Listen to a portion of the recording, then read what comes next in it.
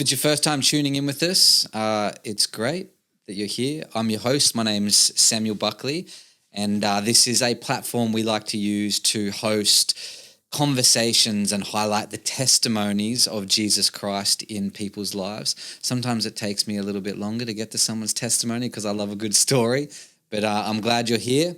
Thanks for joining in. Shout out to a couple of our loyal followers who tell me regularly that they watch every episode. Mr. Andrew Meek and Lima Manu, and who else? Taylor Gray watches every episode, not by choice, by job. Thanks, Tay, we love you.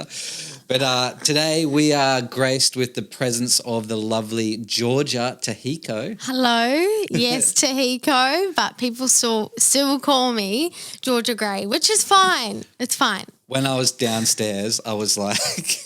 Georgia Gray. I was like, no, man, it's Tahiko. Tahiko. GG. Yes. GG Tahiko. Yes. Thanks for coming on. This has been like a little while in the making, hey? Yeah, I think I got asked probably a couple years back. Didn't do it, but here I am now, which is good because I feel like so much has happened, in the last couple of years. So, yeah.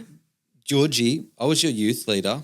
I know, so crazy. It was the hardest job of my life. No, just kidding. I just deflected everything to your dad. Yeah. But I've known you for like nearly 12 years. I know. How old are you now? So I've just turned 24. I am a mother to my beautiful son, Azariah, who's nearly a year and a half. Which is just insane. Quick. And I've been married to my amazing husband, Brandon, for nearly 4 years this year. So, yeah. Have we had Brendo on? I think you have Ages a couple ago, years ago. Yeah, a couple years ago. Time for a part 2, hey? I think so. So that's me, just me, Brando, and Azzy boy. Azzy boy. Yeah. Well, born and raised in New Zealand, moved to the beautiful Gold Coast when you were 13. Yeah, so if anyone's watching, you probably kind of know Mum and Dad's story, but yeah, we were in New Zealand, and then when I was around 12 years old, 11, we moved here, and I actually remember sitting in the car. I was probably 10 or 11 at this time because Mum and Dad had started talking about it a bit before we did move, and I remember Dad saying, how would you feel moving countries? And I remember being quite excited. I remember being, excited for it, and then we moved here and, it was a big shock. I think coming from quite a large church, where your parents have personal assistants and, all these things, I think it was a big shock coming from us, there to now setting up the chairs and being there with, it was So lot. cool. I remember you and your sister saying, we like it here because Dad's around more. Yeah, it was when I think back to New Zealand, I remember probably seeing Dad maybe once or twice a week. Maybe on a Friday morning he'd drop us to school, and then on a Sunday at church, and then maybe a holiday every couple of months or so. But we didn't actually see Dad much at all. Like when I think about it, he did miss out on a lot of our childhood when we were quite young, which is actually quite sad, but it's actually the reality of what had happened. Yeah. And then when we moved here, it just felt like, we had him back home and we saw him so much more. So good. So. That's cool. So you've been brought up, and look, the reality of that is, what you remember and whatever. There's a line in the middle that matches up, but I do remember you guys saying that, and so I'm thankful for you and for your dad because your dad's impacted my life massively. But for you guys moving over here, it sounds like it was the best thing for you and your family. And shucks, now look at you, married, started family, got a successful business, but you've grown up in what some people would say a religious family, and I don't say that negatively, like a family that's just everything is about community, faith community, and God. I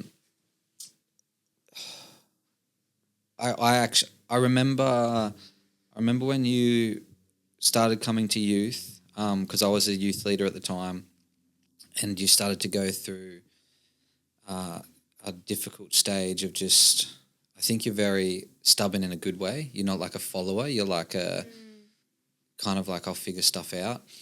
Yeah, to put it in a good way. Yeah. I'll figure it out on my own. Yeah. When was like, what was it like as a young teenager? Because did you have your own relationship with God then, or were you sort of still living in your parents'? Yeah, it's a tough one when you're a pastor's kid, because it's like as soon as we moved here, you know, there's no choice. You're coming with us to church at 7 a.m. to set up the 30 chairs and to serve. And so I feel like it, you know, from a young age, it was just, this is what our family does, which is amazing, by the way. There's nothing wrong with it. I think it is, yeah, it's definitely shaped me into who I am today. But yeah, I think when I moved here, school was always very challenging for me. I've never been good at school. And it was, Mum and Dad knew this, like it was just known, like I'm just not that academic. And so when I got into school here, that was a huge struggle for me. Like if you look at my report card, I'm like, Christian Studies A, and then it's like Maths, English, Science D. That's so cool. Yeah, so I think that's where it all started, was school. So I wasn't academic, more creative. And yeah, I think I just got in with some wrong friends at school, which actually influenced me a lot. And then, yeah, that carried into church and being a little bit rebellious, but it wasn't that bad. Like it's just normal pressures, I think. Yeah. Was there a time when you were like, I don't like this, you know, like the rocking up, setting up the chairs? Do you remember when you were like, nah, stuff this, I don't want to do this?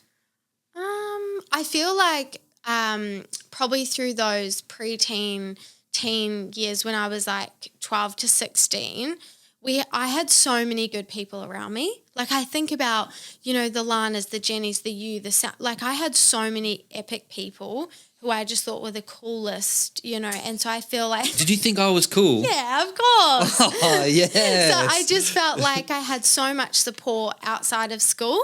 So it was actually really, it was really fun to get involved and serve at Ignite. So that was cool. I think it was probably around 17, 18 when I'd, you know, become an adult that I thought, you know, I don't know if this is what I want. Like I definitely was sitting on the fence about it.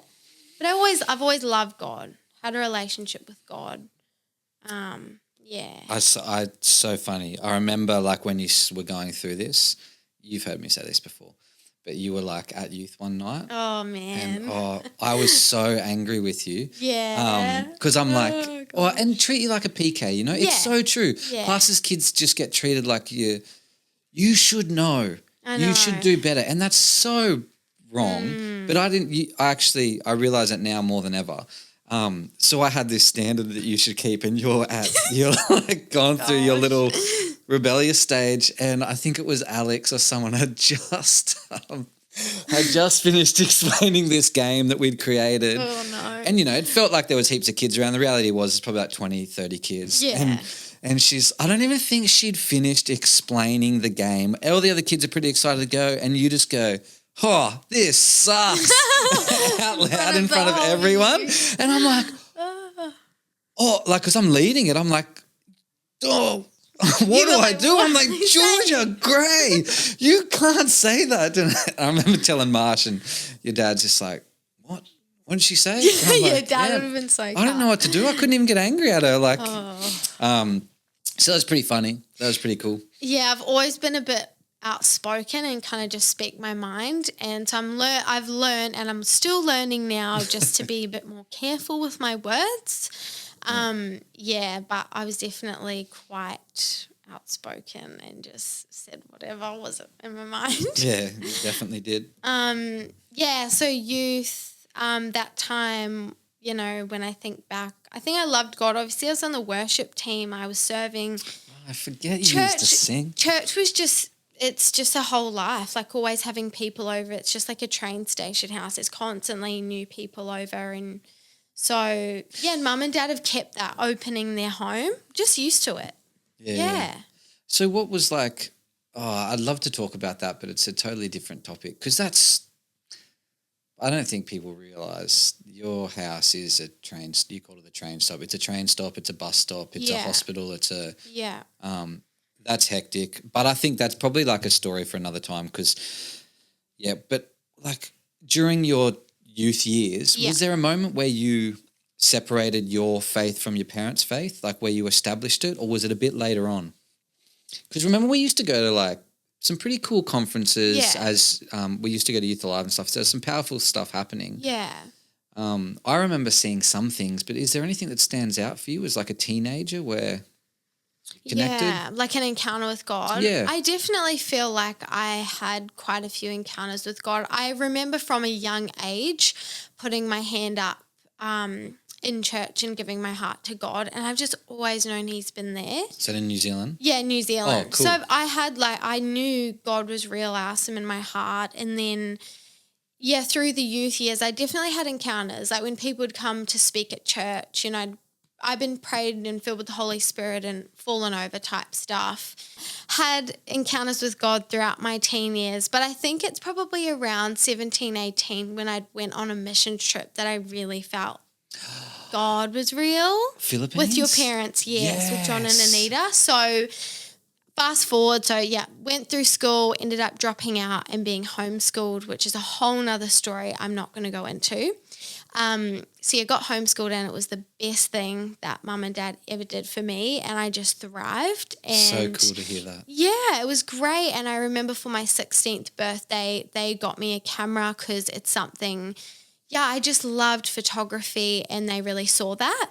And so they, really pushed me into pursuing something I was actually good at because I wasn't good at anything at school. So homeschool, doing photography, trying to start up a little business. And then I finished school at year 11, so like 17. Didn't have any desire to go to uni, which is fine, by the way. Like, I don't think school and uni is for everyone. And it's working out pretty good for you. It's working out fine for me, honestly. Good. Got no degree or nothing, but somehow it's working. So that's great. And then 17, 18, I went on the Philippines missions trip with your parents, Craig and Kerry. Noel and Janelle.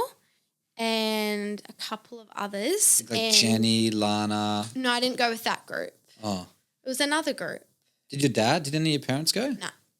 No. Is that the one where like Noel or someone nearly died? All that stuff happened. It was hectic.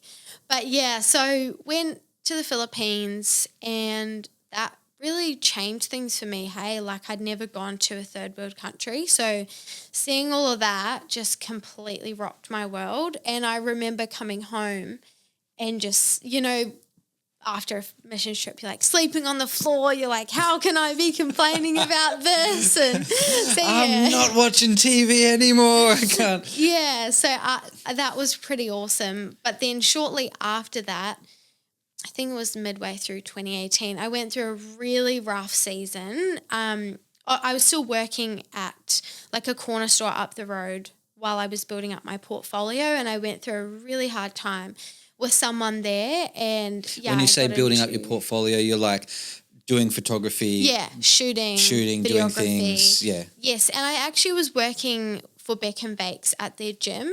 They were actually a massive part of who I've become today because Beck and Bakes were just so supportive in me having a business and pushing me, and I worked for them, and they were just so pivotal in my relationship with God and just where I am now, to be honest. They were huge. It's amazing. So I was doing that, and then, I just got caught up with the wrong person who wasn't a Christian, and I'm not going to go into the details, but I basically was so close to moving out of home with this guy, and it was a whole thing. Without going into the details of that, but what stopped that? So maybe like what do you think led you to that? Was it just the influence of being around it, whatever, and then what kept you from pursuing that and making a bigger mistake? It's a hard question. I don't actually know. I think coming back from the Philippines, I definitely think it was like an attack from the enemy. Mind you, like 6 months before then, I'd ended a relationship with someone that I'd had my first actual relationship. So, I was single, and I think, obviously that was an area I may have been insecure in, I'm not sure. And so, after the Philippines, got caught up in this relationship. It was only like a 6 to 8 week, season of my life where I was going through it really bad. But mum and dad through that time were just always so, how do I say it? They were just always praying for me. And I remember dad, like every time I'd get home late or, they wouldn't know where I was, he would just be sitting there waiting all hours of the night, 2 a.m., just waiting. And then he would come up to me, give me a hug and say, have a great sleep. I'm so happy you're home. Like night after night after night. And so, they're pastors and they're like this with everyone else, but they're actually like, they were like that with me as well. So I got, it was a blessing to have parents that were very gracious. That's so hectic. It is so hectic, I don't want to cry. It's all right, I'll cry for both of us. But was a really, really crazy time. So he didn't lecture you, he didn't say anything when you got home? No. Just said, have the best sleep, love you. Like at first mum and dad were grilling me and they were just shaking me like, what are you doing? Like you can do so much better than this. And, of course they were telling me what you're doing is wrong. What are you doing? But they just ended up being like, you know what? We have to give it to God. And so their actions just spoke louder than words eventually. And so, So that kind of answers the second question, like how'd you prevent from going down that path? I guess they gave you the freedom to figure out that it was a dumb decision. They did give me a bit of space, and then got to a point where I just started feeling way too much pressure at home because as you can imagine, living in a pastor's house, you're going to feel convicted in every area of your life. Like, it's full on. So, because you've got that, Oh, but even accountability, and also like there's the spiritual aspect of it. You're coming home to a place where like, man, the Spirit of God is doing stuff. Yeah. Not that he's, but it's the dominant influence in that household is the Spirit of God and His authority, and you're going out into the world, and then you're coming home and being like, was there a moment where you were like, this isn't the best for me, or like anything like that? 100%. I think, let me just think back. I remember going to stay with Beck and Bakes for a couple of weeks just to have a bit of space because it was just a lot of tension at home. And I remember Dad sending me this love letter. It was about 4 pages. Stop. And this letter was just telling me all about how much I deserved better, how much Mum and Dad loved me. And it was just them just speaking over my life. And I read it with Bex actually, and I was just bawling. And she's like, I think you better go home and fix this up. And so Bex was just there through that whole season. So I went back, spoke to Mum and Dad, put all my cards on the table and said, I'm done. I'm going to cut this person off. And I'd found out as well that this person wasn't actually interested in me. They were doing this to get back at someone else. So so that was pretty messed as well. So it was pretty awful, to be honest. And then if you were in that for self-esteem, which is so common, so normal, to then have that. Yeah. Oh my gosh, Georgie. Yeah. So when I found that out, I was like, oh, okay. So I just honestly within a day cut it off. Within a day, quit the job, cut this person off, back home, and I just got straight into, being back on the worship team, and I was serving in Ignite, and then Dad was just like, you know what, just stay at home, don't get a job, and just pursue your business. And so that's when he gave me the space and the opportunity to be like, you know what, just focus on your business. Like, oh my gosh. And from then on, actually, I did have a job in between that at a studio, but from then on, I've basically been self-employed. Yeah. Since 2018. Yeah. Mm. Far Out. And actually, one more thing I should add is when I was going through this time, Mum had said to me, I feel like your husband's like round the corner and I think this is just an attack from the enemy. She's like, I honestly believe he's there. And obviously me in that moment, I'm like, okay, I've just got to trust. Yeah. And then 6 weeks later, Brandon walks in the doors of chapel, Carrie-Anna's cousin, and I'm close with Carrie and Craig, so it was just training crazy. with them and like Yeah. And man, people say this about people to be nice and stuff, but you and Brendan are like flipping cut from the same. God was we are like, so well suited, eh? dude, you two are like a match made in heaven. Samantha and I are not a match made in heaven.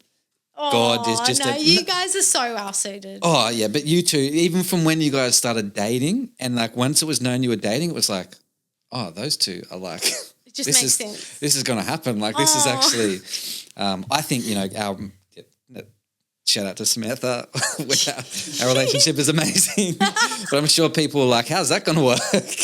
No, you guys are great. Yeah, so that's God's so good like that, eh? God is so good. Totally. And I remember the first time seeing Brandon walk in the doors of chapel and, I'd been told he was this athlete, like best in Australia, all this stuff. But honestly, I didn't really care about that. Hey, I just, as soon as he'd given his heart to God and he'd started pursuing God and he'd moved up here from Melbourne. And so from there, we just really hit it off and it just felt so easy. Like it was just so seamless, our whole relationship. There was just no resistance. It's like we were just meant for each other, as cringe as it sounds. No, it's not cringe at all. It was just amazing. And when we'd started dating, I think I knew he was the one. Yeah, I think everyone kind of did. Yeah. I think everyone was like, this is it. How long did you guys date before he proposed? So that year, I think December, he'd asked me out. We dated for a year and then he proposed on, is it New Year's Day? Is that what it's called? When it's New Year's Eve but New Year's Day? Yeah. Well, on the 1st of January? Yeah, New Year's Day, Sorry. yeah. Oh my God. Yes, it is. So yeah, first New Year's Day he'd proposed and then we were engaged for 9 months and then got married in COVID, October the 23rd, 2020. Perfect. Yeah. October 2020. You got married at 20 years old. Yeah. And I didn't think I'd be married that young. Yeah. How'd you feel? Did we like this is too young? No, I think everyone at church was super encouraging and I feel like it's like, if you know, you know. He's also 3 years older than me. So, yeah, I think we were in a good place. He'd started coaching and was doing his BMX and I'd had my business. And at that point, we were doing good. He'd bought a house as well. And so it just all kind of, it was just a really easy, great process. Yeah. It's awesome. Good. It's so good. Yeah. It's been amazing to watch you guys, both of you, your own businesses and even now a mother, mum and dad is crazy. So as he's a year and a half, so you got pregnant and then had a bub pretty quickly, which is great. Not pretty quickly, it's pretty normal, but how's that been as like young wife, now young mum, and how's your relationship with God in all of that? Because I feel having kids is like, oh, I understand the love of God more. Yeah. So how's all that been? Well, yeah, when we got married, I feel like, the first year or two was just me and Brandon really grinding it out, working super hard. And it's just been a lot. Like, we obviously sold our house and bought a new house and we were like, let's just go for it and try renovating. And so he was building up his business, his coaching business, and retired as well from a professional sport. So I think part of my testimony as well and story is actually seeing God's grace on him leave being a professional. Like that's been massive in our marriage actually. Just God holding us through that season because it's a lot when you come from being an athlete to not as well. Let's talk about that. And it's pretty cool because he's also at this point, a fairly new Christian. Yes, new Christian. And anyone who knows, if you haven't seen Brendan's Testify, you can go back and watch it. And we'll do a part 2 with Brendan soon. But Brendan is a professional athlete. Yeah. He went to the Olympics or no, but he's was best in Australia and podiumed in like a world class event type thing. Olympics was the goal, but obviously COVID and things, so it just didn't work out. Yeah, and then and he can tell this story, but then he had some, in his riding, he had some head injuries pretty close to each other. BMX racing, if you don't know BMX, it's very fast and very quick, and when you stack it, it's not very forgiving. Yes. So new Christian. He was a new Christian. Yeah, pastor's kid. Yes. Married, professional athlete, learning that he's not going to compete professionally anymore. Yeah, so what was that like? So we'd been married a year and he was still pursuing his BMX. And so I was all for it. I was like, you know what, this is what you want to do. It's amazing. I married you along with that type thing. So, and then after about a year of being married, he'd had like 3 concussions within a very short space of time. Which is not healthy, right? It's not. When you're constantly getting head injuries, it's not good. So the doctor was kind of like, look, you really have to start, deciding if you're going to pack it up or not, because otherwise it's just going to affect you. It's not good. No. So he'd made the call, I think this is after a year or so of being married, to decide to stop professionally, and that was a lot on us. Actually, it was hectic to see him go through and unwind all these. It's a massive thing to talk about. Might leave it to him to talk about, but I just saw how God really carried us through that. Yeah, because the reason why Brendan did so amazing and is why he picked up the faith so quick is because anything 100%. He does, and anyone that knows him, take Brendan to anything. If he likes it, he's a hobbies man. Yeah, he is in. He is. It's 0 or 100, and he was like that with God as well. Yeah, which I saw, and I think that was so comforting for people around you that loved you, because he came in and it was like, a new guy, even though he's a family of someone else. That doesn't matter. This guy? That doesn't matter. But he was got saved, and he's like, it's like, shucks, is this guy pastoring next week or what? He was in, it was his thing, which was it must have been so nice for your dad. And it was nice for me because he didn't even know what a pastor was. Yeah. He'd never been to church or experienced he wasn't God. churched, eh? Nah. So it was just so refreshing even for me. I'm like, flip, I'm marrying this new Christian, but it was just so right. And it's just been cool over our marriage, seeing his faith grow and his fire continue. Yeah. So, anyways, we'd gone through that, and then where are we? Going into the whole motherhood thing. So, we'd been married, and then, I wasn't wanting to have kids super young. In my little idea, my little plan, I was keen to kind of wait because I wanted to just build up, my business and just work really hard. That's what I wanted to do. But then in 2022, obviously, we'd had no kitchen.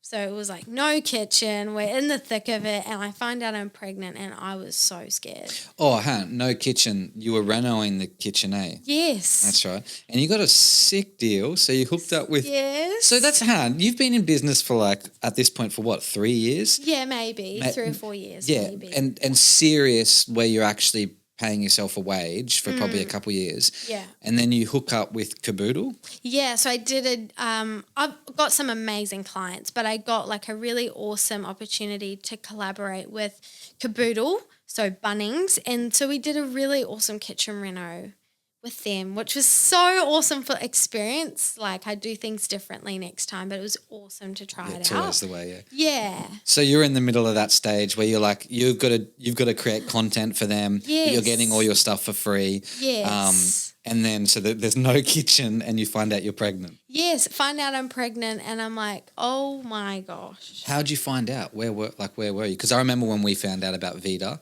And I know what Yes. Sammy, where were you? What happened? So I actually was here on a Monday at 5 Space and I was feeling so ill. Brandon was an intern at the same time. Oh, shucks. So Brandon had just started interning.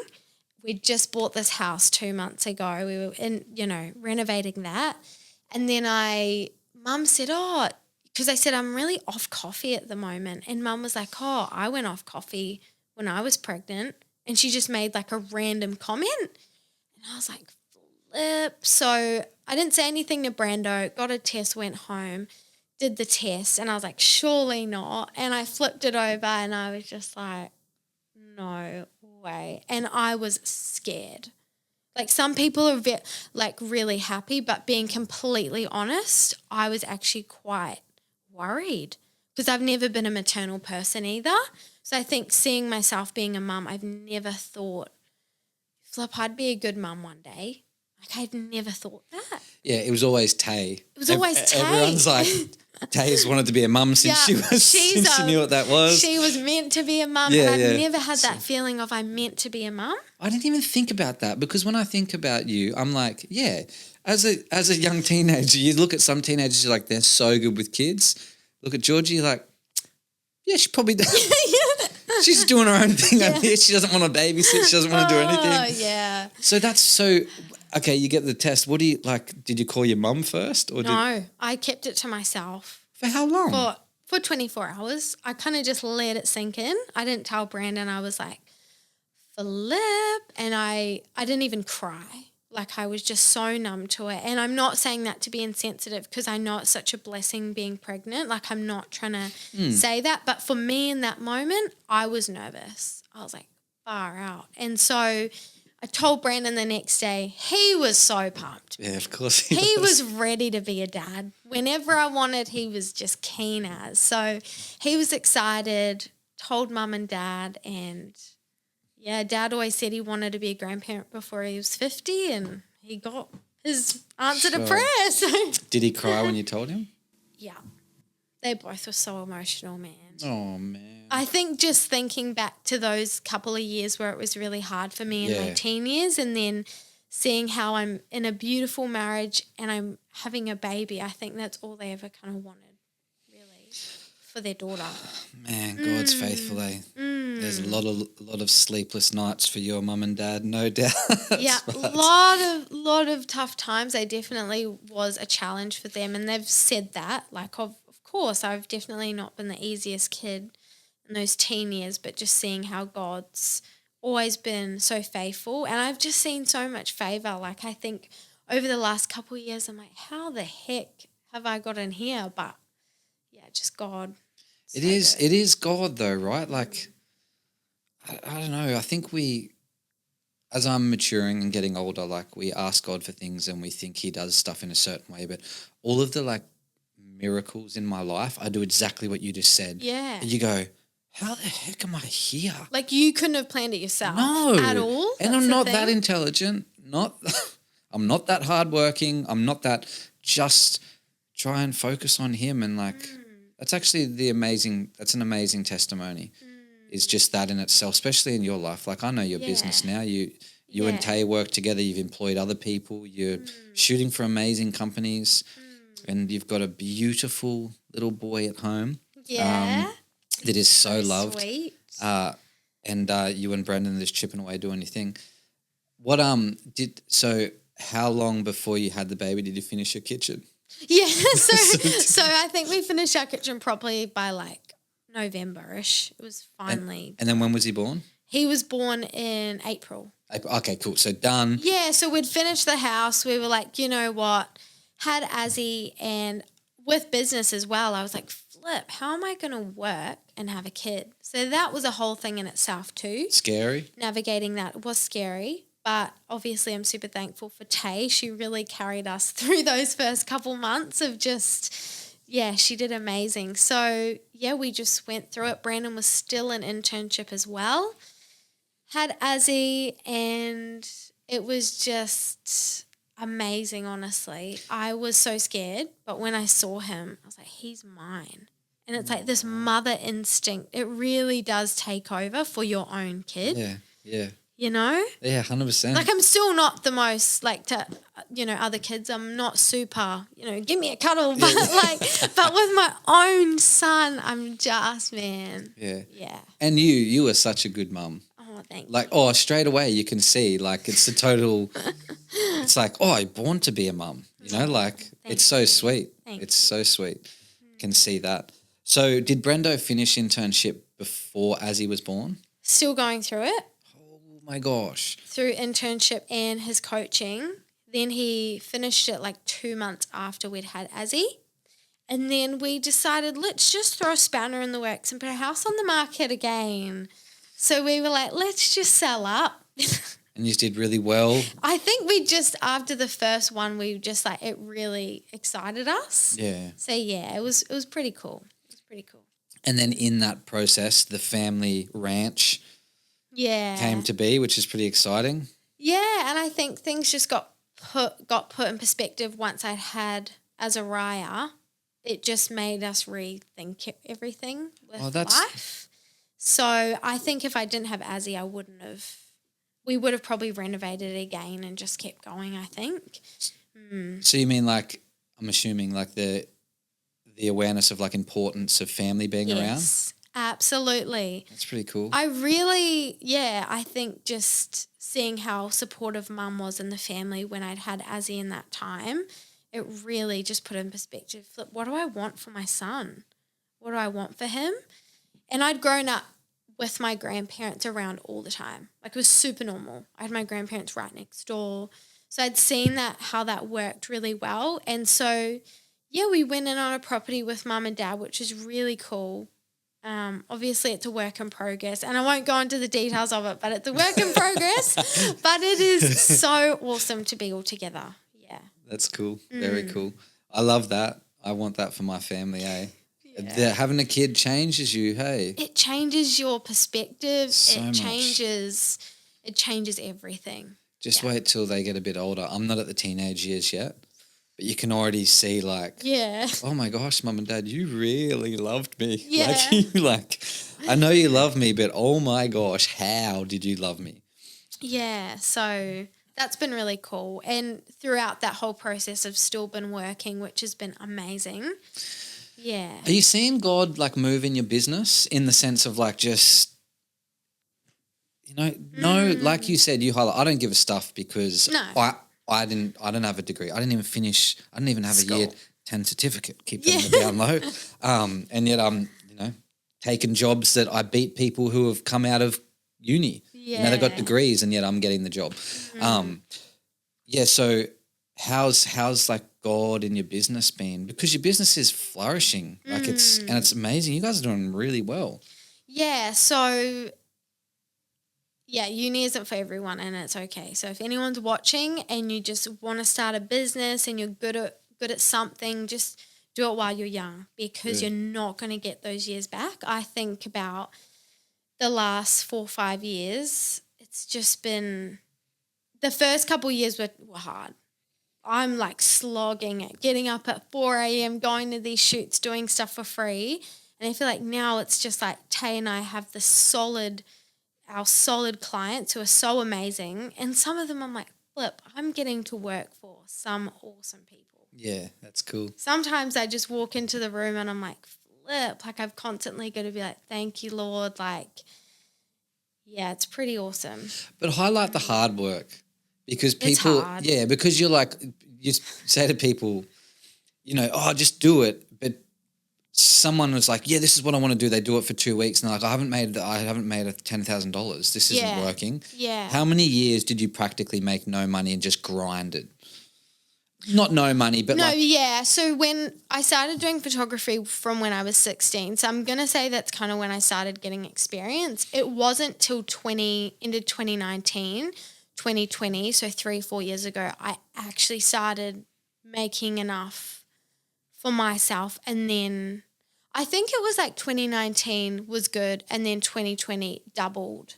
And then the following year, I've just gone like that. So that's like 16, 17, 18, 19. So like 3-4 years. Of just nothing really. And just grinding. Yeah. How were you getting by at that time, like financially? Well, Brandon was super supportive. He's always been a workhorse as well. He's so hardworking. So he was just kind of, supporting us through that time. No, but that's since you're dating, but I mean, like as a young person. I mean, I know you're still living at home because you were born 2008. Yes. Yeah, so like 17, 18-year-old. Yeah. Just grinding. Yeah. We're just making enough money to pay board and like. Yeah, it was a struggle. Like sometimes, I did have to ask mum and dad, if I needed a week off paying board to catch up. But I'd saved for my car and I wasn't scared of hard work. Mum and dad taught me you've got to save for your own stuff. That's cool. So they didn't, they made us work hard for things we wanted. And so that was instilled at a really young age. And I'm really grateful that we got taught how to budget and what to do with your money. Like we got educated on that. Yeah. And so I think, those years were hard. Yeah, because a lot of people don't get educated on that. I wasn't one of them. No shame to my parents. I don't think they were taught. Yeah. But yeah. So. Yeah. So then through those years, it was just kind of taking everything that came my way. I'd obviously left that job and I was just hustling really. I don't know how to explain it. No, it's good. But I was just taking every job. That's good. And it didn't happen overnight, right? Of course not. But when it did start to happen, I like what you said, like 2019 was good.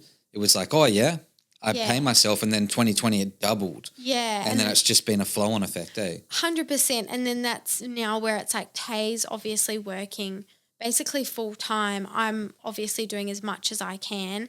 And we're at a point where we're kind of just like maxed out, really. We're just doing what we can now and just constantly building up and working with more higher-end clients, I think, than just taking everyone that comes along. So that's all I've ever wanted. That's a good position. Tay and I just together, sisters, enjoying what we do, Let's go. It's sick. It's so great. Shout out Arrow Media, hey? Yes, Arrow Media, that's the one. Established 20... I'm going to say probably 2020. The brand where you actually registered the name and... I think 2020. Yeah. So probably 3 or 4 years now. Let's go. It's so awesome. Taking resumes? No, no resumes? No, honestly, I think it's just so cool, just Tay and I for now. Yeah, good. And then, if I can subcontract people out, it's awesome as well to take on bigger jobs here and there. It's good. It's so good. That's really good. Yeah. All right, and how's little Azzy going? So, Azzy's going good. He's 1 in a year and 4 or 5 months. How do you say that? That's 15 months. Sorry. Is that how you say it? He's like a year and a half. Yeah, like nearly a year 4 or and 5 a half. months. I'm still 14 new at the months. parent thing. I forget, when you have kids, it's like the only time where you'd say they're weeks and they're months. Yeah. And then you hit 1 and you're like, No, I think it's like 5 or 4. And like my kid is 36 months and like something like that. I'm like, why do we do that? I don't know. And then what is the age where that stops, where it's just like you just say their age? Because right now I'm like, Vita's 6, Luna's 5, Ollie's like 3.5. Well, 3.5. So it must be after 3 or 4 that you just go. Yeah, it's not they're like this age. How old are you? Oh, I'm 33.5. Yeah, that's so true, eh? I'm 33 in 6 months at the moment. I'm really looking forward to my birthday. Yeah, no, that's so true. But I think as he's 15 months, nearly a year and a half, and he's just thriving. Handsome boy. He is handsome. He is just so cute. Just sleeping well, just chatterbox already. I already knew that he was going to be a talker. So I don't think anyone's surprised. Yeah, so he's just such a smart little thing. That's so cool. How is it having him like running around and stuff? Is it? I think at the start when you become a parent, it's very dependent on mum. Yeah. But I think now Brandon's loving it so much more because he's so interactive. He's walking, nearly running around now, and he's starting to talk and point to stuff. So he's at that really fun, interactive age. So cute. Yeah, it's full on, but it's awesome. That's so cute. Yeah, I see snippets of him training with Brendan. Just wandering around in the gym, and it's pretty cool. Yeah, it's a fun age. I mean, I don't know what it's going to be. Like everyone's like, oh, there's always an age that you miss the most. And I think this age is just the best so far. Can I get like your input, maybe some encouragement, however you want to say this, but I'm actually like really proud of you, Georgie. Thanks. And it's no small feat. And like, I'm just listening to you now and talking about it. It's like, man, you got married young, you've got a business, you like juggling faith and your family and all that. And then you have a kid and then you've got your business and all this stuff. And then you have a baby. And when I look at you, you know, you're healthy, you look after yourself, but you've got all this stuff going on. I'm like, how, mate? Yeah. Like, how are you juggling it all? And like, how hard is it? And what's the reality for people that are like, man, I don't have time to pray. I don't have time to read my Bible. I don't have time to exercise. I don't have time to do a business. I don't have time to, it's like, how do people find time? Give some encouragement to some people. Yeah, I think the last year with my relationship with God has definitely been challenging. It's definitely not been easy because being a mum takes up so much of your time. Yeah. And time is you realize how much time you wasted before you have a kid. So if you're watching this and you do not have kids, just make the most of every day. Seriously. And just pause. If you are a young adult and you tell people you're too busy to do something, it's like, just pause for a moment. I hear young adults say, I'm like, hey, are you able to do this? Oh, I'm just so busy at the moment. I remember being that person. Yeah, same. I do as well. I remembered catching up with some of my mum friends who have now got a couple of kids and saying, I'm just so busy. And now I'm like, no, you're not busy till you've got a kid, really. Yeah. Where you have no free time. You don't. And I think the whole God thing, we've had a lot of movement and change in the last year for our family.